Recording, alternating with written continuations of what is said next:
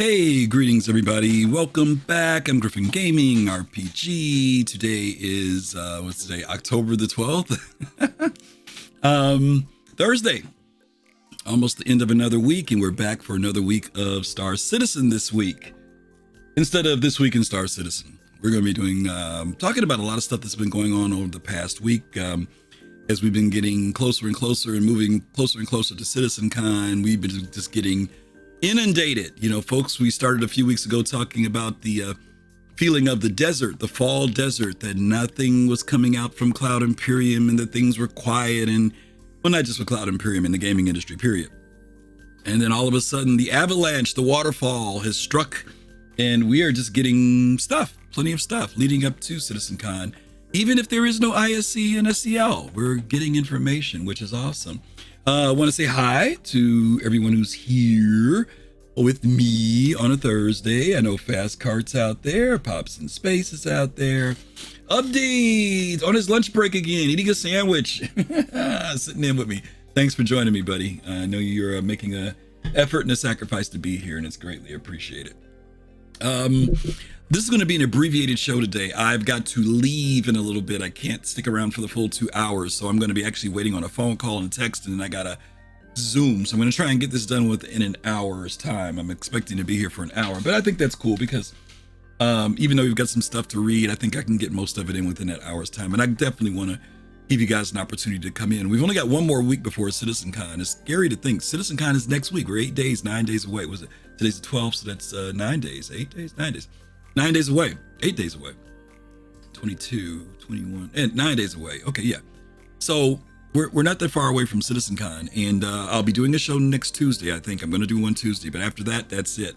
I'm going to be gone, so I won't be doing Wednesday, obviously a Thursday show. And all the people from Soul Citizens are going to be out. Well, not all of them, but most of us are going to be out in LA. But I'll talk about that later. In the meantime, let me jump into it with all this stuff. New Soul, what's up? What's up? What's up? Good to see you, Fist. Let's jump into it this week in Star Citizen, or this week, yeah. Okay, so here we go. This came out on Monday. Let me get my mouse on the right screen here because it's truly on the wrong screen. Happy Monday. CitizenCon 2953 in sunny Los Angeles is only 12 days away. That was on Monday. Get ready for the epic 2 days, event packed with updates, reveals, cosplay, community content, and more. In case you missed it, we've updated the Pocket Guide today, which we're going to look at in a couple seconds with a detailed schedule and map. Let us know what you're excited about. If you can't make it to LA, don't forget you can grab your digital goodies pack. We know about that. We know they're going to broadcast it on Twitch. We know about that. And there's going to be bar citizen watch parties. By the way, if you don't go to CitizenCon, make sure you check your city, your town, your hamlet, and see whether or not there's somebody throwing a bar citizen, because during CitizenCon, we haven't really talked about this. People from all over the world will throw a local event because they don't make it to the international event. So hey, definitely make sure and see if there's someplace. If you live in Columbus, Ohio, if you live in I don't know, I want to start naming cities, but if you live somewhere, just see if there's some people getting together. It's great to watch the event with people. It really is. Abdi, thank you so much for that sub, buddy. I appreciate it. Thank you. Thank you. Fastcard dropped the link in there for the bar citizen, so check that map. See if somebody's throwing something near you. Okay. What's going on this week on Tuesday? It was Star Citizen's birthday. Happy birthday, Star Citizen. That was Tuesday, October 10th. Always keep that date in mind. Just 2 days after Fastcard's birthday. Oh, it's always easy to remember, except for I forgot that it was, I was tying it to CitizenCon, the event, and that is the date, the birthday. So there are 2 birthdays that took place. Let's see. Also, the narrative team is back with Portfolio on the Unification Wars, a bloody conflict that would ultimately lead to humanity's expansion into space. On Wednesday, that was yesterday, they reposted last week's Squadron 42 monthly report letter that went out, and it's going to be in the com link. Today, there's no episode of Inside Star Citizen. Okay, everybody's out there hustling and getting ready and focusing on CitizenCon. So that's what the deal is. We saw last week that Jarrett was back out in LA even. And Friday, they're going to give us the weekly RSI newsletter will be in our mailbox. Okay, so that's the schedule. Okay, let's look at who the community MVP is for this week. I haven't seen this myself. Let's see. This week it was Star Citizen Stanton jump points. Okay. That was put into the is that what that is? Let's see. Contribute. I'm assuming that's what it is. No, this is the Galactopedia. Huh. I don't get that. Maybe I missed it. Yeah, they don't show who it is, did they? They just talk about submitting. Usually they talk about who it is, unless this is it. Am I wrong, Fast Cart? Is this what the donation was to the thing this week? I don't get it. Okay, well, okay, I don't know what it was. They say in the community hub there was one pick this week. Let me jump there real quick and see. Maybe they've got it here. Um, MVP. No, this is just stuff that they've got up there. All right, I guess it was the 60 seconds of horror. Oh, Wicked Wookie did one. That's what happened. Okay, I missed it. All right, so this is it here, gang. Let's take a look. Legitimate salvage. Whew, our resolution is horrible. Yeah, looking at that 324. Was that 480? Oh my God. Yeah, we can't do that. Jeez, oh Pete. Oh, the Vara. Look at that. A Drake. All right, Billy, we're here. Go ahead and get on in there and see if you can power that old girl on.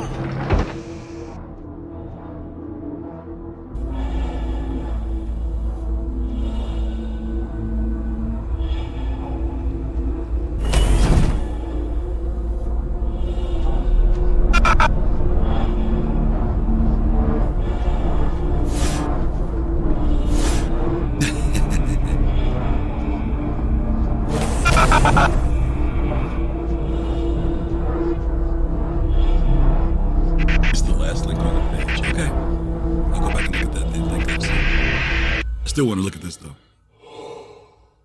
All right, and y'all tell Scooter Central, you have a good evening. That's hilarious.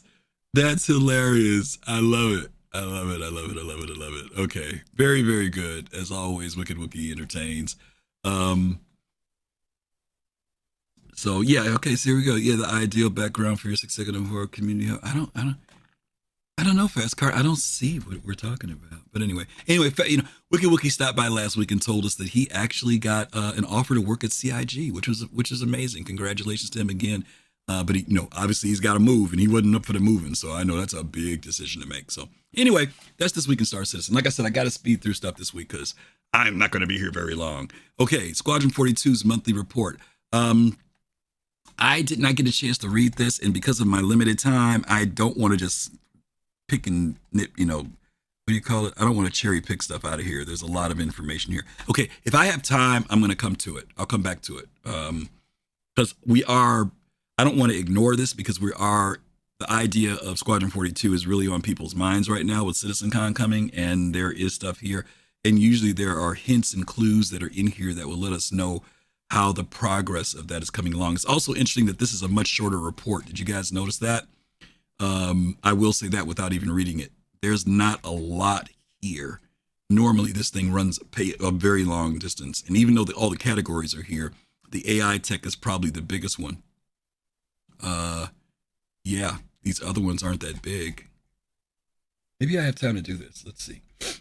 Let's see if I can get this done by 12:30 in 10 minutes. I think we can. Okay. AI features. The AI features began the month resolving an issue of the Van Duel attacks, not harming the player or friendly AI. This also fixed behavioral issues related to the AI taking cover, which will also enhance the situational awareness of friendly AI when encountering enemies.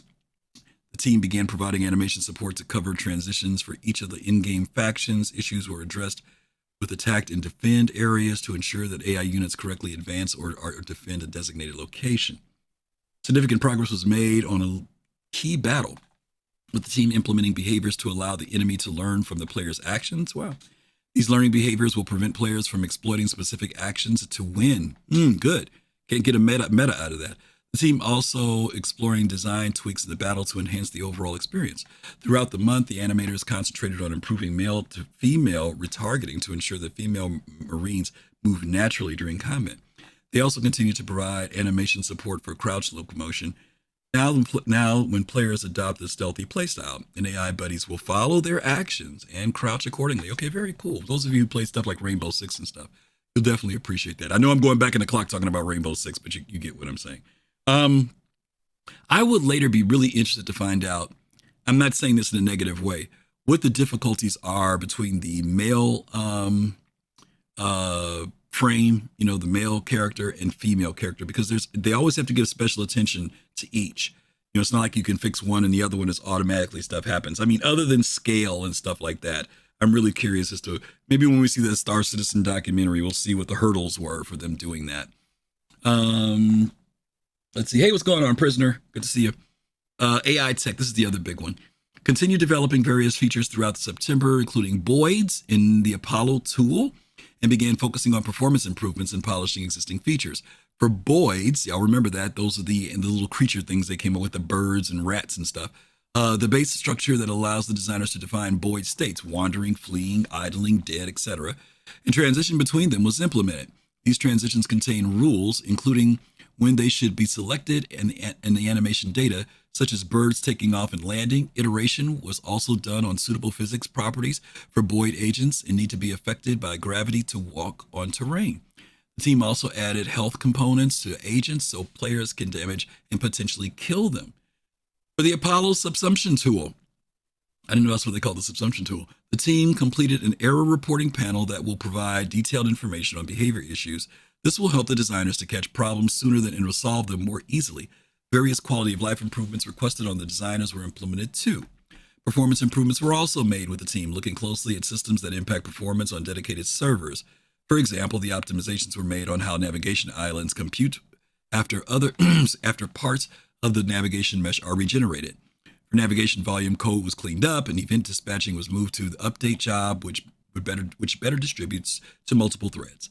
The team are currently investigating and implementing optimizations to planetary navigation generation and pathfinding request processing. New functionality were also added. That's interesting. It's plural. New functionality were added to the collision avoidance system. Now collision avoidance agents have support to skipping and ignoring lists, which is used when agents move together as a group. For NPCs using trolleys, improvements were made to collision avoidance, and a new component was added to the trolley that will trigger the regeneration of the navigation mess when it stops moving. Okay. Regarding flow graph subsumption nodes, the teams can now generate nodes with dynamic input based on subsumption event description. This will help the designers to write their complex behaviors for NPCs and missions. AI vehicles. Vehicle AI spent September improving various elements of Squadron 42's gameplay. Last month's work involved reworking the flyby maneuver that the ship AI used in combat, which is cool. It's now much more aggressive, can adapt to what the player is doing. At higher difficulty levels, the AI will do a skidded roll attack by flybys. Wow. Where they roll the strafe slightly as they approach, making them more difficult to hit. Interesting. Vehicle AI also exposed various features to the designers to help them tune and balance combat encounters, such as burst fire control for ships. The AI can now detect when a ship has entered soft death, disabled, but fully destroyed. Enemies will stop attacking in that case. Good. Various tweaks.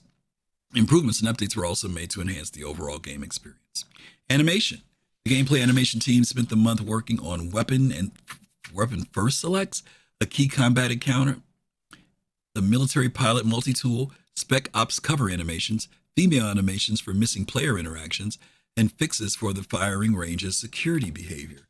They also focused on cockpit and environmental interaction animations to increase immersion, pickups for AI medical and ship hull interactions, and a variety of facial animations for flight combat and comms calls. Audio. The dialogue team completed their performance capture pickup shoots and moved on to asset editing and mastering. Content was captured for the breathing system too, which is being prepared for implementation. Quote, there was plenty of great quality content recorded to cap off a successful shoot, audio team. Focus also given to the actor status and asset mastering, and planning began for Walla recording. Y'all know what that is. That's background talk. Walla, walla, walla. That's what you do when you're shooting a film. You say Walla, watermelon, and stuff like that. Sessions to add background chatter to the game's more populated areas.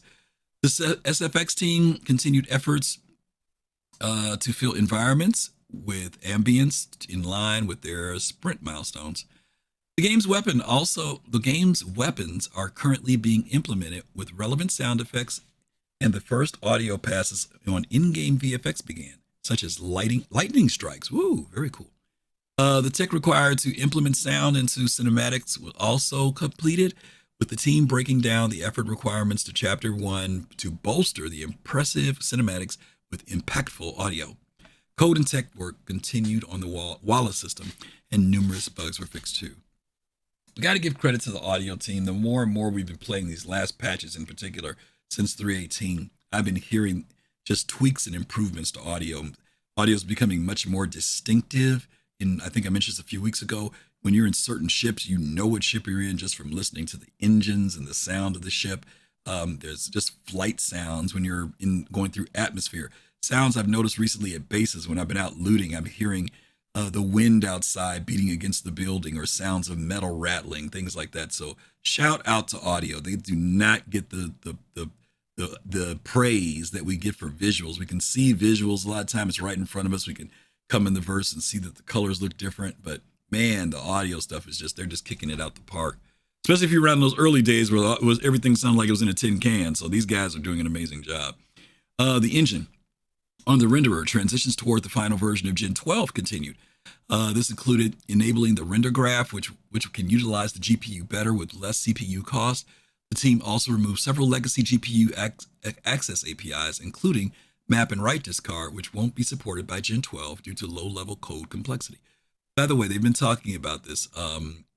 You guys know for a long time, a lot of stuff with Star Citizen has been on the CPU, which is one of the reasons why computers have difficulty and strain. And they've said for quite a while that their goal was to move much more of the code. Well, you know what I mean. Much more of the game's memory use going to the GPU, and they've been doing that. We no longer need to maintain a separate code path and instead update all our objects from within the rendering callback. This reduces code complexity as we only need to maintain a single code path going forward, and reduces memory consumption as well, says the engines team. The team then added more strict debug modes and high-level checks for this ECUS code to detect and report potential race conditions earlier. Also, on the entity system side, more strict checks were added to entity access functions to ensure they only happen on threads where it is permitted. All right, I've got 1 minute. Am I going to get through all this? Let me get through gameplay story. The gameplay story supported a performance capture shoot and made improvements to a range of scenes across the campaign. The team then used some of the new motion capture data to create a scene with a key character entering and using an airlock. A long start idle was also added to the 3-person scene early in the game. The console interaction was improved, and props were fixed and polished for the next large mess hall scene. A new way to trigger lines with animations are already playing. A new way to trigger lines while animations are already playing was documented, so it can be used for other areas across the game too. Okay, there's a lot of other stuff here. I'm not going to read it all because, like I said, I got to watch my time today, guys. But there's plenty here. By the way, don't forget, if you want to come in and talk to me while I'm doing some of this, feel free to do so. Even though my time is limited, we'll just have to make sure that we say what we have to say, land the plane, and keep it moving. But if you want to come in on any of the topics that I'm bringing up, feel free to join me. Please forgive me for not doing the line thing. I always forget this every week to make this bigger so that you guys can read what I'm reading. Please forgive me for that. Okay, the hunt is on.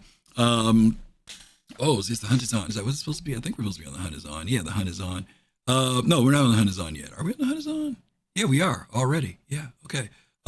Find a license, claim your Anvil F8C. You guys know that this came out. Why is this not going to what I'm telling it to go to? Why are you not changing? There we go. All right. Happy birthday, Star Citizen. As we mentioned, this was Tuesday. Yesterday. Yes, Tuesday. Tuesday was Star Citizen's birthday. Red Beer, hey buddy. Yeah, well, there it is, right? There it is, Red. There it is. Happy birthday, Star Citizen.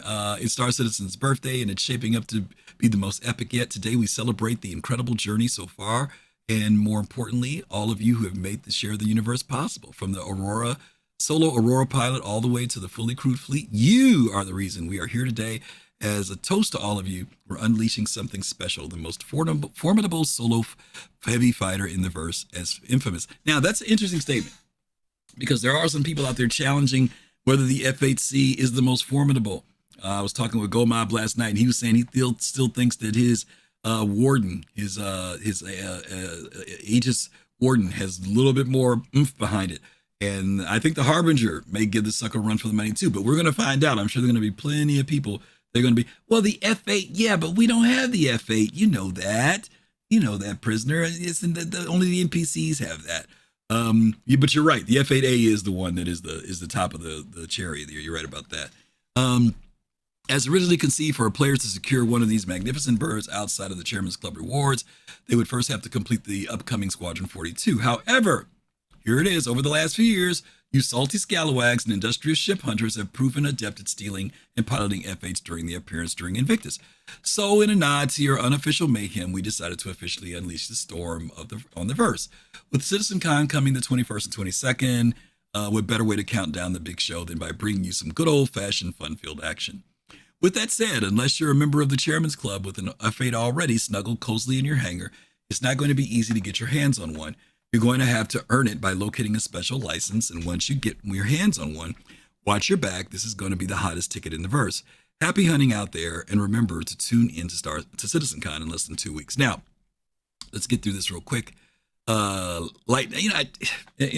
don't know. Their marketing people kind of, to me, are kind of on this. It's difficult to get a platinum one. It is a license. It's not difficult to get a gold license. I thought the gold licenses were going to be something, because they said it was for 10 days, that you would be like maybe on day 4 or day 7, you finally found one. On day one, I was in with folks from Test. There were about maybe 12 of us maybe in the room. And by the end of a 2-3 hour period, almost everybody in the room had one, and a couple people had 2. Okay. So I'm a little disappointed, CIG, that, it only takes a little bit of time to look around and find a gold one. How do you guys feel about that? I mean, the platinum one, yeah, I get the platinum one. You gotta freaking find a dev, and you gotta go through some fighting, and then you gotta get it. Then you get turned into everybody hunt this person. That I get. But I think the gold ones were a little bit too easy to find. Others have spent hours and hours, really, to find the gold one, prisoner? Yeah, that's interesting. I think they wanted to distinguish between the red letter. You can find those. Well, yeah, don't get me wrong, Fast Car. I'm not saying that they shouldn't have had them scattered through the verse. I'm just saying it takes work to find the platinum, because you got to run into a dev, right? And then you got to do some type of encounter with them. It's not like they just hand it to you, I guess. But the gold ones, literally, I went into one bunker with Colossal and we found 3. And it was 2 of us. So that meant we had 1 extra one. I think it definitely should be more like a, I don't know, 1 to 100 ratio, And what I mean by that is, when you go in a bunker, let's say you go into a bunker and there's about 6 boxes, right? And then with the 6 boxes, you've got 10 bad guys you got to kill. There's probably 8 or 9 of the good guys in there. And all of them have 2 pieces of armor on that you got to search, plus a loot. So that's 3. So that's 30 people in there. Or was it 8? I said 8 and 10. So that's 18 people times 3, which is what, 36? No, 46. That's 46 opportunities. Plus you've got 8 boxes. So that's 50 opportunities that maybe you can stumble across it. It needs to be 100 to 1 ratio. I should be able to go in that bunker and not find one. I got to go look in another bunker, but I don't know. Come on. Yeah, you could jump in, New Souls. I told you can jump in and give me your thoughts. Just make it quick, because my time is very limited. I got 25, 40 minutes on the show left. Yeah, go ahead. Fist, you there? Yeah. My opinion for it, I guess, for it to be so widely given out, I think for the sake, obviously, I'm quite sure you thought about it. For obviously for money reasons, sales. Yep. Oh, don't get me wrong. I'm referring to the fact that in one day, everybody in my thing found one, and it's 10 days. I'm just saying, make the odds better that everyone will get one, but you got to work for it. We didn't really have to work. Believe me, this is what we didn't test. 12 of us went in the room, and let's say like maybe 4 people had them already, right? We were like, okay, well, why don't we all just search and we'll find them for everybody? You know what I mean? Right. So it took like an hour, and it was over with. After that, I mean, what happened to the other 9 days of the event? You know what I'm saying? I'm saying, keep me coming back, keep me hungry, keep me digging, because I know I'll find one. You just got to stick to it. That was not the headset of the people that were in the room that day. To be real quick, APP did something like this. Okay. Where they had a dev, and a dev was spawned into the game. It was doing an event just like this. A dev was spawned into the game. They'd be hard, you know, I'm not trying to get into the details, but you had to go find a dev. Everybody in the servers coming after the dev, shooting at him, trying to kill him. Whoever kills him gets to whatever. Right. Same event. It's the same thing. Well, that's what they did. They did that with this one. Right. But that was only with platinum. Right. That's where I thought was like, okay, I see where they made the rarity on that part. So the gold ticket for me, I was like, okay, I see why they made the gold ticket. To get a free one. They didn't make it. They didn't make it rare for you to spend your money. Which, to your point, right? The gold one, all you got to do is just go spend some money. I'm just saying, I felt it was too easy, even if I was willing to spend money, and that is the hurdle, right? It's dropping $260. Of course. But I just wish that they had made it where it may have taken me 2 days out of 10 days to find one, not day one, because now there's 9 days to the event. I'm not trying to be funny. Yeah. I really wonder what percentage of our people, you know, in the game who are interested got it on day one, and how many people are out there searching now. Because like you and I know, there are people giving people tickets, right? So, you know, I'm just saying, it should be to me, and it's just to me, because, you know, maybe the person is saying there's some people who are still out there hunting it around, you know, and maybe it is more difficult than maybe I got lucky, you know. But from what I could see, the gold tickets were just like you know, I get for the free one, like you said, that idea of having to hunt the dev down, that's cool. I like that. And that raises, because you get a free one, you know, it's a free ship. That's a free ship. But I just kind of feel like should have been a little bit more. You got everybody trying to come after you for it. Because as soon as you get it, don't mean you got it. Yeah. Well, you know what? I'm surprised they didn't do some other things. Like with the gold ones, looting was cool, right? But maybe they could have done some other things too. Now, maybe the tech's not there, but they could have put devs in the game that devs gave you a gold one. You know what I'm saying? Like if you ran into it, you thought it was the NPC and it was a dev, and they actually transferred one into your thing if you had a conversation, or if you said something, like if you said happy birthday, you know, so in game, then they would give you a certificate. You know, I just wanted more challenge than loot boxing. And I'm just being picky. I'm just being picky, Fizz. Yeah, I'm just being picky. Devil's advocate. Yeah, I'm just being picky about it, you know. And I don't get me wrong, I got F8, so I care. I think they would. I think if the technology, if everything was stable enough, they could have done it. Yeah, they could have done it. Yeah, you know. But, yeah, maybe went to a bartender, you know, went to Wally's, and you know, you got one when you got your drink, you know. Yeah, but like you said, if the tech's not stable enough, that might have been. People would have been pissed off. Yeah, you're right about that. Yeah. Okay, brother, I appreciate it. All right, thank you, Ben. All right, so let's keep rolling through this here. Lightning strikes and extremely limited of special licenses have been hidden across Stanton. Yeah, we know about that already. Happy hunting. They did put out a little video here, which was kind of cool. Let's take a look at it.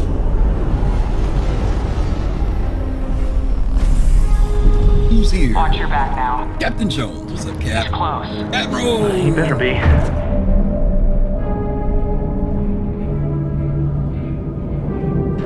I heard they found Leica with one over near Lyria.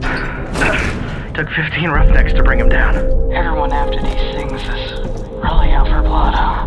Yeah, exactly. So watch the perimeter. Copy that. I went down there yesterday. I had never been down there. Do you guys know that? I'd only been at the upper part of that. I had never gone down. You sure this marker is accurate? It's really cool. Yeah, you should be right up on him in 3, 2... What the? Ow. You good? Is that? Holy shit! He has one.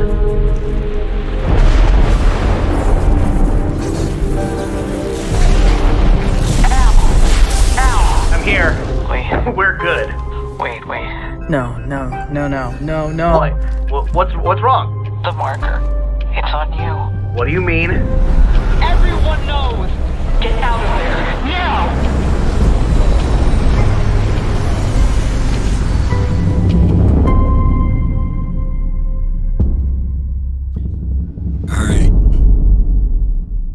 take a line from what's his name, Kemerall. This video's a lie. You know why it's a lie? You mean? Because y'all know if this was Star Citizen people, they'd have blew that MSR up. They wouldn't have been rolling up on that RS. If they thought that ticket was down there, they'd have blew that MSR up. But that's, that's just me. But yeah, Prisoner, it is a good video. Kind of like got a little creepy feel to it too, which is kind of nice. It is. It's very cool. All right. Let's jump back into it. Yeah, exactly. Kaboom. Nobody's leaving. If we ain't leaving, nobody's leaving. All right. So you guys know about this. The gold license, we talk about this in give you greater detail on it. If you find the gold license and redeem it at a rental kiosk, you have to go to a rental kiosk when you get it. You get 24 hours of rental on an F8C. And you can get to fly it around and try it out and stuff, right? What more will automatically unlock the ability for you to purchase the Formidable Lightning here on this very page. If you're fortunate enough to snag one of these gold licenses, you'll get a confirmation email with more details. After redeeming your gold license, you'll have until November 7th to pick one up. So we would recommend to you this. I know it's tempting to get the ship. I would say get the ticket, fly it. Check it out and fly it. I had a concern last night that I expressed with some of my friends whether or not, giving the ship to people will make people not be interested in their other fighters. If you own a Saber, if you own a Hornet, whatever the other fighters are you have, because people will feel like this ship is the gold standard of fighters. It is very high on the top of the list. But I would also caution you not to get rid of your other ships. Don't forget that Star Citizen is going to be a game where you are going to be all over the place, and your ships are going to be local or regional. They're going to be wherever you put them. And so if you've got an F8, and that's great that you've got an F8, but that F8 can only be in one place in the verse. And let's say that you decide to have your F8 at your base, but you go out on a mission with some other people and they decide to get into some type of conflict. Well, your F8's back at home if you didn't take your F8. Your F8 only has so much range. In order to get it around, it's going to have to be transported. And we know that CIG talked about a way of taxiing, a way for you to be able to call for your ship to arrive somewhere, but it will cost you money. It will cost you time. So don't think of the F8 as the golden chalice, right? The Holy Grail in that aspect. It may be a great ship to have. Everybody has their favorite ship. It could be your favorite ship. That's fine. But if you own other fighters, keep them because you're going to need them. Trust me, you're going to need them. There's also the question of what happens if your F8 gets destroyed. How long does it take to get an F8 back? Is this something that rolls off the assembly line in a day or two, or is it a ship that rolls off after a week? You don't know those things yet. So I would just recommend that you hold on to what you have and still consider. Some people may say, hey, I don't want to spend the money. It's $260 in cash, $300 in credit. You may just decide to say, hey, I'll work for it in the game. When Squadron comes out, I'll see if I can get it that way. It will be available. And to Red Bear's point, they have made it available for sale. I thought we were talking more like after the game, Red Bear. I did not expect that they would put it for sale before now. But they have, and that's something that they've done. And like we always say, things change. Pop says, do you know if you can use more than one golden ticket to rent or buy? That's what people are waiting to find out today. I know my friend Cosmic was trying to do it yesterday, but he had only gotten like about 17 hours in. He was waiting. So you may be able to rent one, but I don't know if you can buy. I think Fast Cart, you correct me if I'm wrong. You found out that they said that you could only have one per account. You cannot build your own fleet of these things. Yeah. Thank you, Red. Okay. Yeah. Only one per account. Thank you. And I think Fast Cart had mentioned that earlier, but that's what I was glancing over his messages. So yeah, only one per account. And if would you rent another one if you got one? Maybe just for the heck of it. All right, the Platinum license, you guys know this. It's extremely rare. You can redeem it at Astro Armada on Area 18, New Deal on Lauraville, or the Crusader Showroom in Orison. And it's free. This one's free. But this is it. It's not going to be easy. It'll be carried by a Star Citizen developer in-game, and the only way to get it is to take it from them. Even if you manage to do this, it will be considered stolen at that point, all right? And then you have people all over the server who are going to be alerted to your location. All right. So that means you got to move quickly. Landing complete. During this limited time birthday event, pilots can have a chance to pick up a base F8C or F8 gold license or a platinum license. These are available in limited quantities. I am curious to know how many of these they put into the verse and will require participation in the event. Now, for those of you who are concierge who have reached the level of either Arena Commander, Wing Commander, or Praetorian, this is for you. Separately, 2 other versions of the F8C remain exclusive to concierge tier rewarders. The base F8 Lightning includes the newly introduced Shockwave paint. It's exclusive to only Wing Commander concierge get that. And the F8 Lightning Executive Edition is exclusive to the Praetorian. Okay, that skin. They didn't give the F8 people anything special because the F8 people feel that the black and gold is pretty tight. They could have put out a platinum paint CIG for us at the other level, but that's okay. We would have taken a skin. Believe me. All right. Here's one of the things that you found out about the F8 too. And I got to do the Q&A. Let me not do all this. Let me go to the Q&A, okay? Time is flying. Okay. For those of you curious about the F8, for years, we already know the history and stuff. Let's get to the meat of it, okay? What is the difference between the military-only F8 and the civilian? This is a good one, so pay attention. The F8C is less armored, drops a hard point size for all its weapons across the chassis. However, it still has a hefty punch. So this is not the military version, guys. Please be aware of that. No different than the Carrack, which is a civilian version of its original military version of itself. This thing has dropped. So instead of having class 4s in it, they're class 3s. Instead of class 3s, they're class 2s. So be aware of that. The NPC UEE version is still top dog when it comes to the game, all right? As a focused heavy fighter, let me zoom this in a little bit more for you guys so to read better. What would be a typical combat scenario where the F8C would unleash its full potential? The F8C brings so much firepower and shielding that it remains effective in most combat scenarios against any small, medium target. Small and medium target, y'all. Keep that in mind. Can the pilot access the turret remotely to achieve a 360-degree firing angle, or can it be automated with AI blades in the future? No. The turret is more a dual weapon gimbal mount slave to the pilot rather than a full remote turret. Is the F8C's weapon loadout fixed, or can all weapons also be connected to a gimbal puck turret? The F8C comes with both fixed and gimbaled weapons by default and supports the normal range of customization. The upper nose guns are gimbaled by default, with the lower ones having bespoke gimbal mounts that doesn't have a -1 size modifier applied. So that one stays the same as the normal F8. This allows one fire group to be gimbaled and the other fire group, consisting of 4 wing weapon hardpoints, to be fixed by default. Given the lore background of the F8C being the latest UEE Navy fighter to support space superiority, does it come with a higher quality military spec component by default? Excuse me. Like other ex-military stock, the naval spec components are restricted from civilian users. So the F8C comes with standard quality components. You do not get military components in this stuff, guys. Keep that in mind. How well does it handle? It's a civilian version. How well does it handle in standard atmosphere? Is it primarily intended for space combat by the Navy? It handles well for heavy fighters in both environments. While designed for space combat, the shape lends itself to good aero surface setup for atmospheric flight. One of the things that people have said about this thing is that it flies, in Fast Cart's words, like a dream.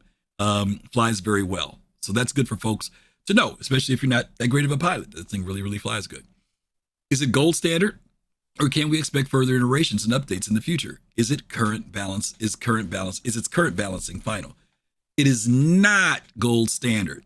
This release is primarily delivering the existing asset from some quality of life fixes that enable pilots to officially take to the skies.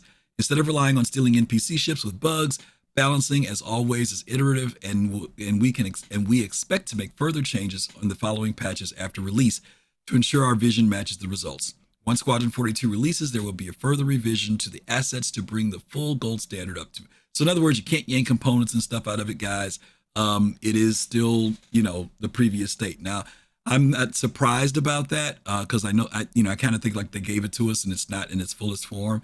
But no ship is completely balanced in this game, guys. No ship is completely balanced. Please keep that in mind. We tell people all the time, armor has not been implemented, not to the level that it's supposed to be. A lot of stuff isn't in. So keep that in mind when you purchase not just the F8, but any ship in Star Citizen. How does the F8 Lightning Executive Edition differ from the standard? The Executive Edition comes with a different black and gold paint scheme that carries over to the interior and custom dashboard. Now, This is the one thing that I do like about this ship that I wish that they had done with this, even though I don't own it, the 600i Executive Edition.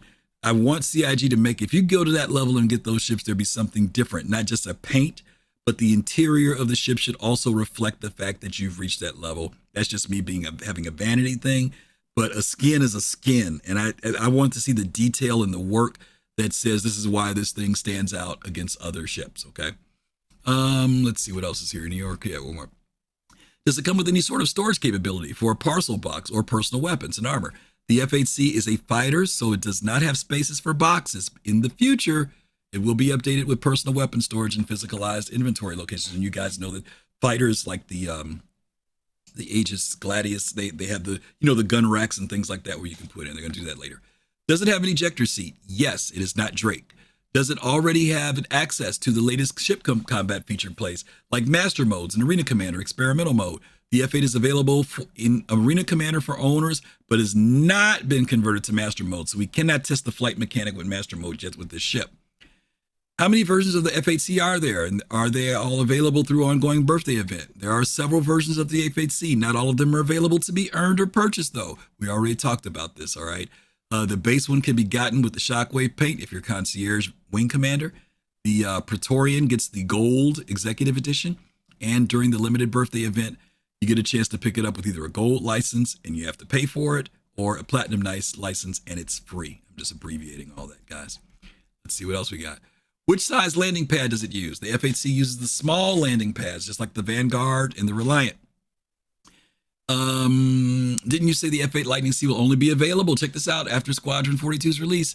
As we have quite a lot of special content that will drop for Squadron 42's release, we felt it was a shame to keep this one of the coolest fighters sitting on the shelf, especially as players have been hijacking the AI flown F8s in the game, and we don't think they should have all the fun. Okay, I've still got a little bit of beef with this as being the reason, this last part, because only certain people were able to stealing these things during Invictus, and they were stealing the military version of it, I guess. I think it was the military version, and they didn't keep them.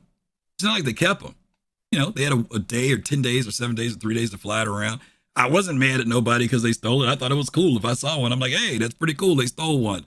So I didn't feel any envy about that. So I don't know if this is a good reason to sell it. I hope they have something more substantive than that for selling it. Oh, Admiral Kusanagi's here. Admiral. I'm not here. I don't know what you're talking about. What are your thoughts? Give it to me quick because I got my time's limited. All right. I know. Okay, so let's just go off the current question you just had there. How many versions of the F8C are there? And they talk about several versions, not all of them are available to be earned purchased through the event. Some versions' elements are exclusive to various concierge cheer rewards. Now, I don't see a paint being a version of anything or an element. Right. Okay, right. That is bullcrap statement. And unless they're gonna add hey, this version has extra shields, or this has like armor or something like that. Yeah, I could get that. I think. I honestly, right, the way I look at it now is that the 10,000 one should be mil spec, and the Praetorian or above, the Executive Edition, should be because it's like almost like you're putting all the money you can put into it, into the electronics, into the computer systems, which would give you more than what a military, trust me, than a more military equipment's going to have. So it would be a better version of that. Right. It should be better than mil spec. Right. So and I talked about that. No, I think that's a great suggestion. When you suggested it last night, I thought that was a reasonable compromise.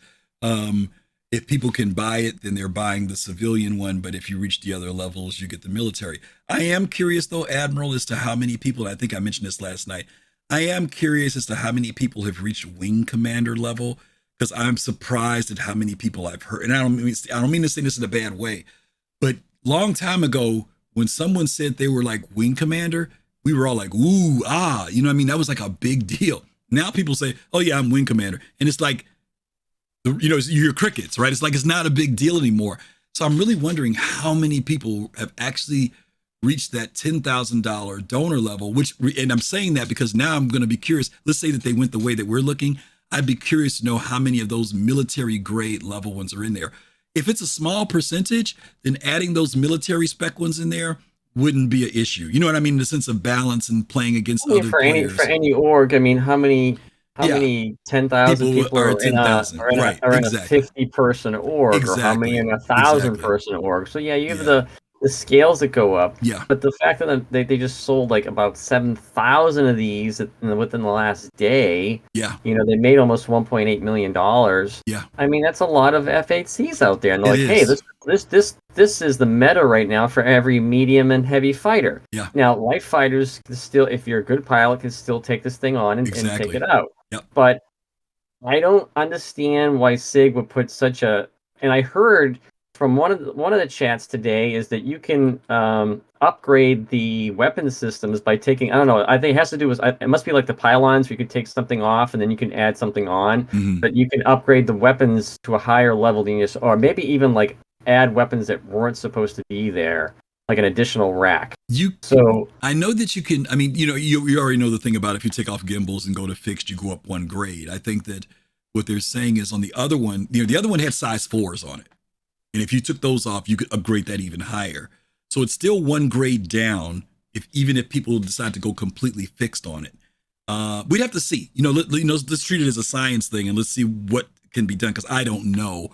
But I think your point that you mentioned earlier about distinguishing those who purchase at the level of whatever it is, 260, 300, they get the standard civilian that they've released now. And then the people who are at Wing Commander or Praetorian, they get the military components that are in there that are tricked out for it.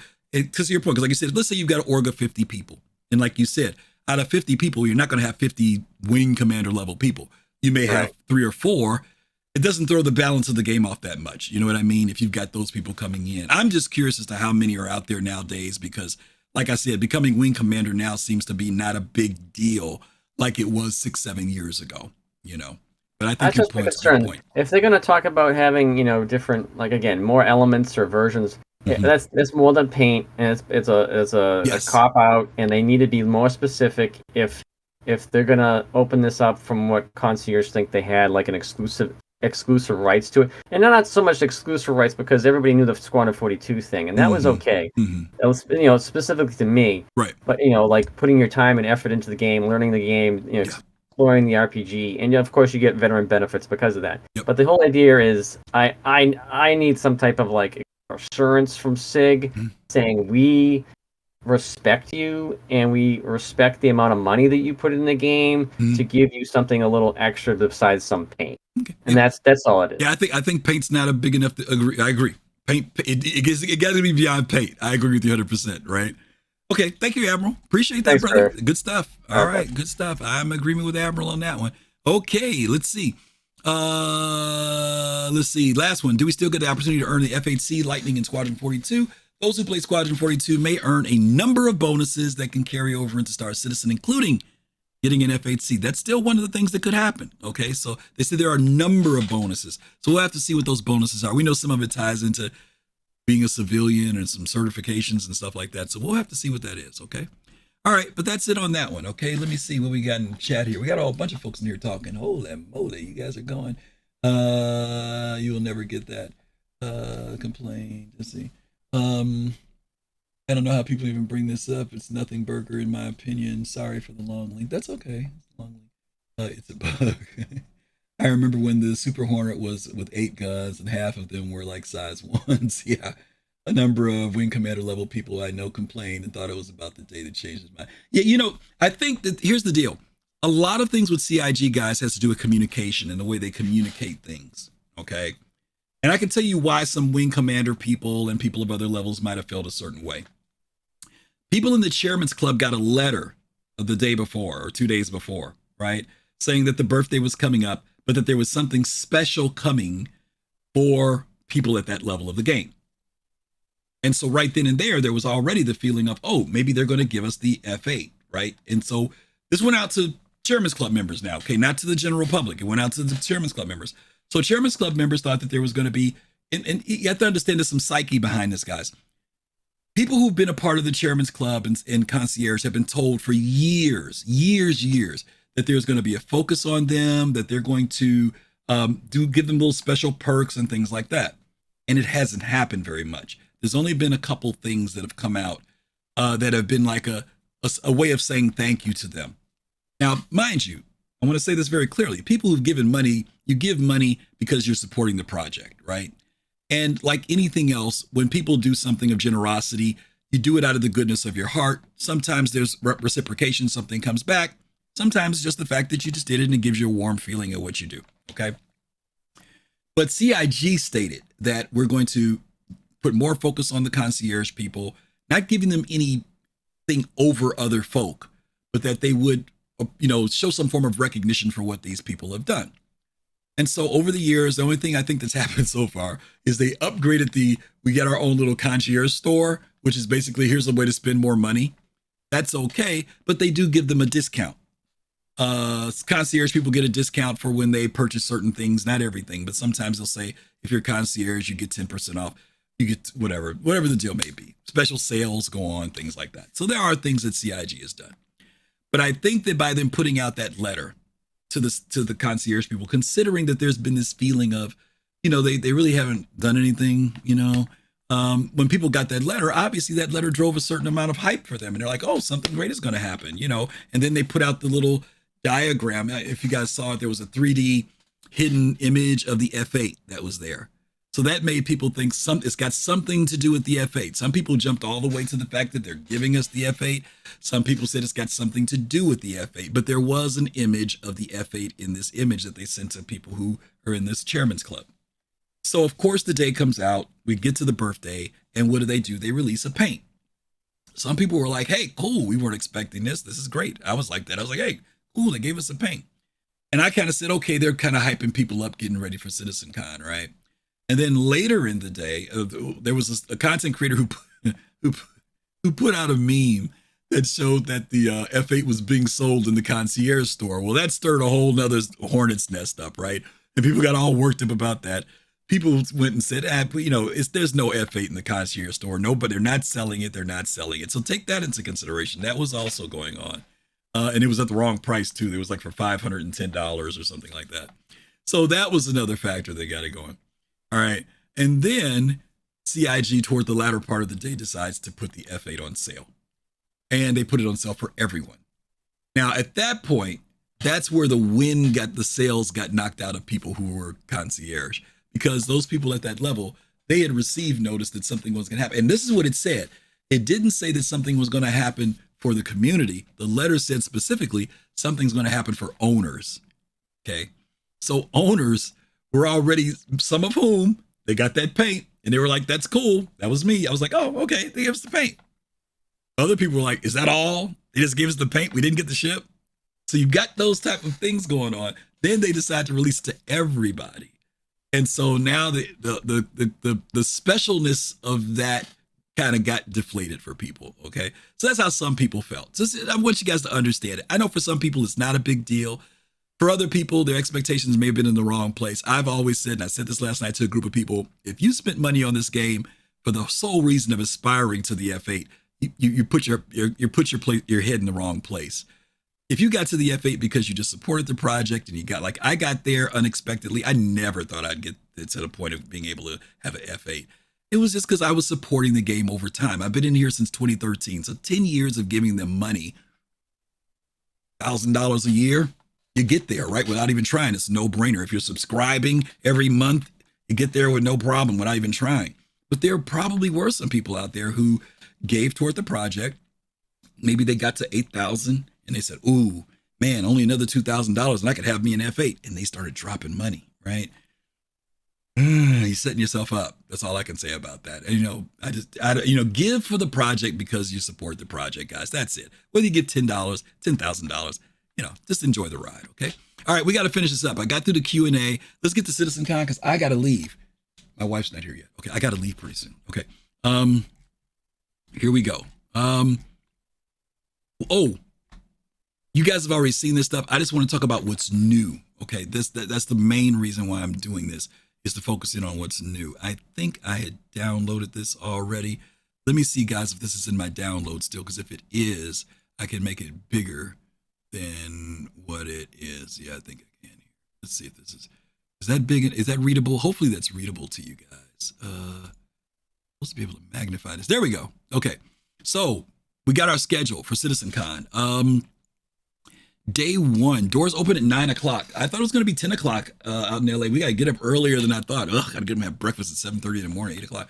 Okay. Anyway, 9 o'clock, the doors open. We've got a 2-hour gap in there, and you guys know the CIG made a 2-day event this time because there's one of the complaints we had before was that everything was so crammed into that one day that you literally went from one thing to one thing to one thing to one thing. And all the things that they had set up role-playing people. They had set up an area where you could go see the different orgs and stuff. You couldn't do it because if you went to go do that, there was a session going on and you missed out on what was going on. Or if you went out to go get food, go out to the food trucks, you might have stood in line 20 minutes for the food truck. By the time you come back, that presentation was over with by the time you got your food and ate. So they spread it out over 2 days, okay? At 11 o'clock, Shaping the Verse, the future of Star Engine. From Pixel to Persistent Universe and everything in between, join us as we showcase the power and depth of Star Engine, enabling the seamless scale that pushes the games to cutting edge of industry technology and beyond. You guys know that our engine started out way back in the day of CryEngine, and it has gone through several iterations over the years, morphed, changed, added, stuff tossed out, new stuff put in, go from 32-bit to 64-bit, blah, blah, blah, blah, blah, blah, blah. But we haven't had a real good, this is Star Engine now. We're going to see where they've taken this thing from 12 years or 11 years ago to where it is now. So I'm looking forward to seeing that. Fix It and Fly It. Want to get a look at the resource management in action? Here we showcase an exciting upcoming gameplay roles that shakes up the vehicle experience, continues the journey toward multi-crew gameplay, and affects all the verse that we know. So all that stuff of engineering, components, all that cool stuff. I'm assuming that's what's going to be in Fix It and Fly It. Those of you who are thinking about that Crucible, you know, they started working on that Crucible. Let's see if that becomes a factor here too. There's going to be the cosplay competition at 1:30. Those of you who are going to dress up and do it right, we're going to be out there cheering for you and having a good time with that. Don't forget to bring your bag from, as a matter of fact, I put that stupid bag on from Hurston. I'm going to talk to Colossal. That thing didn't work last night. I was choking to death walking around on Hurston. By the way, if you guys haven't noticed this, if you walk around on Hurston outside without a helmet, you get the effects of the bad air. It's really a cool effect if you haven't done it yet. So check it out. Lunch break, 2 o'clock, 1 hour to eat. Talking Ships. This is always a very popular presentation. Presenting this year's newly released vehicles with a focus on how lore of the past is shaping these vehicles of the future, as well as a look at the pipeline itself and new methodologies within. So let's see where they're going to go with ships. We're talking about the ones that are newly released, but let's see if they're going to talk about some new ones that are coming too.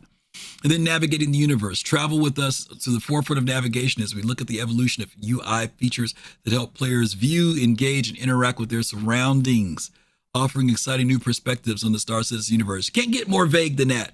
How do we get around? Maybe they're going to show us how we do quantum jumping, right? Maybe they're going to show us about navigating, walking on the planets and stuff like that.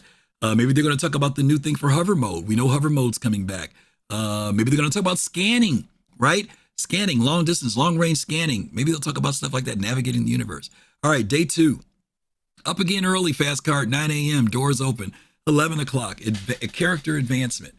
We explore the outlaw styles found on the far frontier, new technologies enabling a new generation of character customization, and much anticipated arrival of diverse coiffure, your hairstyles, characters. All right, your coif. This is going to be kind of cool. They've talked about clothing. They've talked about this is what do you call it? The cybernetics, your hair, the new face structure stuff, all that cool stuff might come up during this character advancement thing at 11 o'clock. 12 noon, Life in the Person. Get up close and personal with an upcoming major improvement of first-person gameplay, diversified AI behaviors, overhauled weapon handling, and how we're shaping more immersive, dynamic universe through seamless and tactile interactions. Now, this one, I'm curious about the first-person stuff, and this may be tied into, they talk about with AI combat, and I know we've dealt with this a little bit. They showed us some stuff last year where they're showing how AI now is starting to think and do its own thing. They were showing it for Squadron 42, and maybe that's what's going to be implemented in the game now so that AI become way more interactive. For those of you who've done this recently, if you've been in the PTU, and even 2.20, but 21 in particular, and if you go down and fight the AI now, they are no joke. They've already gotten better in space. They're pretty tough in space. But if you go against them in a low pop server, dude, you better be ready to have your button on the medical button, because these guys are no joke and they are aggressive. So those of you playing high population, they've been pretty aggressive now, even when you're in a server with like 80, 90 people. But man, if you get in one that's got like 50, 40, 30 people, bring your friends, because man, you might get taken out very easily. Taking flight. We at 1 o'clock. We launched the new iteration of Star Citizen's flight experience and explore impending improvements for every aspect of game and atmospheric traversal, combat, and interaction. Okay, so this might be dealing with stuff with hover mode and stuff versus the other one. But I'm curious to see what they're going to do. We know that the new HUD stuff is getting put in. The new star map is coming.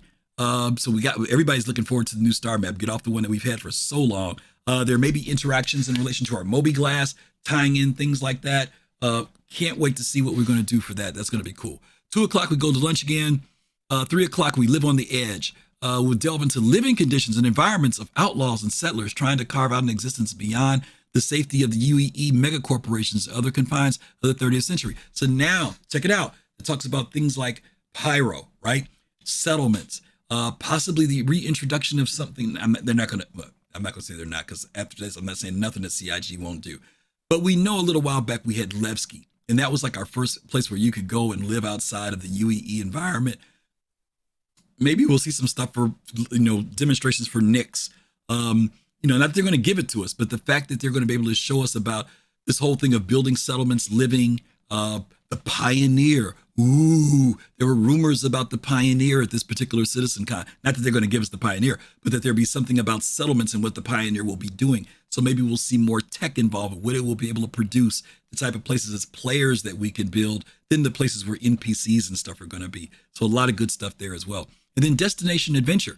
From high up in orbit down to the surface of planets and deep underground, we'll delve into new interactions, missions, and gameplay, and more coming in Star Citizen's universe on all levels. So you guys know that we've got the new UGFs. We've seen them. They're massive, 3 different sizes, small, medium, and large. I think we saw the medium one. These things are massive. They introduce a whole new level of missions, gameplay, AI, all this cool stuff is going to be surrounding these things. So I can't wait to see what that's going to look like for where we're going to go in the verse. Okay. And then lastly, but not least, there's a closing ceremony at 4:45. And then the venue closes at 5:30. Can't stay here, but you got to go somewhere. 5:30, we got to get out of there.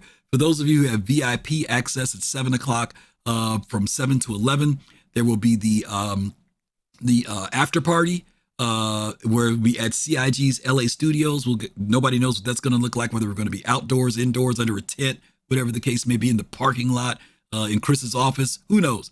But there are going to be folks that are being gathering there afterward for the event.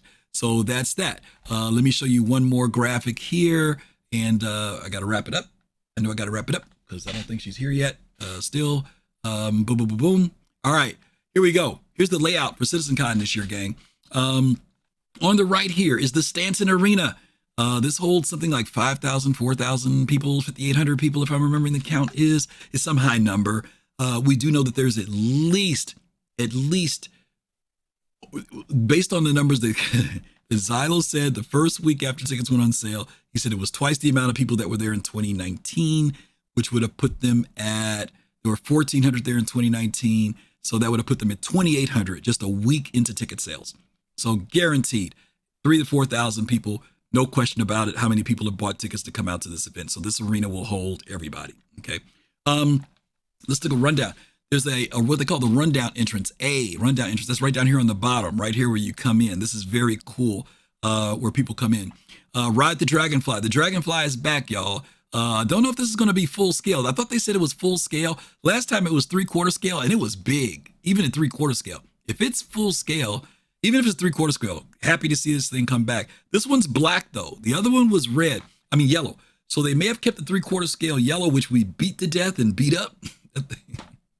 I know they put that in one of the studios, and maybe this is the new one that JDRF has put together, and it's a full scale one, which they probably do need, because big guys like me need full scale. Okay, we can't take no 3/4 scale, but that's going to be there. C, we don't know what C is. This area over here, it says mind your step, staff only to be announced. Who knows what's going to be over there, but it's the biggest presentation area out of anything here. C, Fight or Flight Live. You guys know they did that last year online. This time it's going to be at the convention. Atmo is one of the sponsors for that with CIG, for people to go in and do combat. E, there's going to be a content creator corner. They're putting an area over here for you content creators. I don't know what this means, though. It means you're going to go over here to do interviews. There'll be access for media. There'll be lights there so people can interview people. That's what I'm assuming. It would make sense because that way CIG developers and stuff know where to go. They're not, I mean, even though they can wander around, but if they want to do interviews, they've got an area that's kind of isolated for sound and everything, which would be kind of cool. The merch store, those of you who want to go to Kasaba, buy some stuff, right? Get some shirts. Hopefully please CIG have some manufacturer shirts. Have a Drake shirt, have an RSI shirt, have an Origin shirt so we could buy shirts. You know, in-game is great, the virtual ones, but it would be so cool to be able to buy some stuff that's in-game at the merch store, okay? And of course, the little giveaway, little things you can get, little small trinkets and stuff. There is a general lounge. This year, there's only a general lounge. Where is that at? It's G, E, F, A, E, D. I don't know where that is. I don't see it. All right. I don't see where the general, is that G or H? G. Okay. I don't see G. Oh, here it is right here. Duh, in the middle. This is where you can eat, snack, sit around, hang out and talk with people. It's got to be a big area. Hopefully it's a big area there. And then lastly, there's a VIP lounge. They do have over here a VIP lounge again. VIP lounge was usually for those people who were concierge, if I'm not mistaken. If you're concierge, you get to hang out there. They had like their own bar and stuff last time. I don't know if they're going to do that again, but hey, that's what's going on. All right. Now, in here are all the community booths, gang. All the community booths. You want to know where all the different people are. There are 20 selected folks who were picked this year to have a booth. Can't have everybody, you know, confined space, costs more money to get more space, but they did isolate it down to 20 people. Here's a cool one. Number 1, CIG props. I am curious about that. Is that somebody or is that something that CIG's got that they're selling props? That would be so cool if they're selling CIG, even though they've got the merch store down here. But if this is like a exclusive prop store, that's cool. Now, is there somebody who's selling props, like somebody who actually has a license to sell stuff? That would be cool too. Oh, looks like my ride is here. Hold on a second, guys. I got to mute you for 1 second.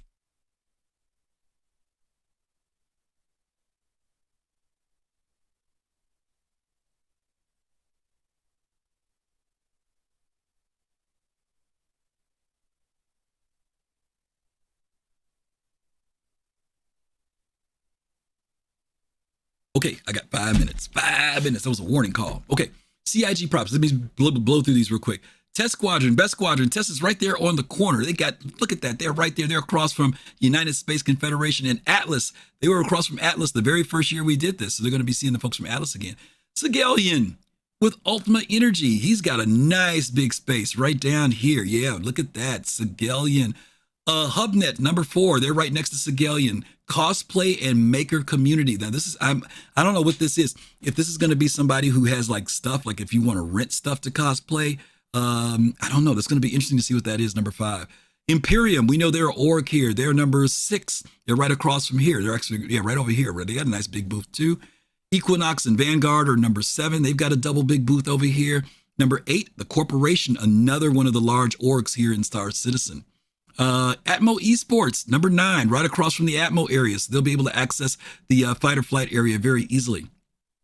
JDRF is number 10. They're right across from Test Squadron, right there. Very cool.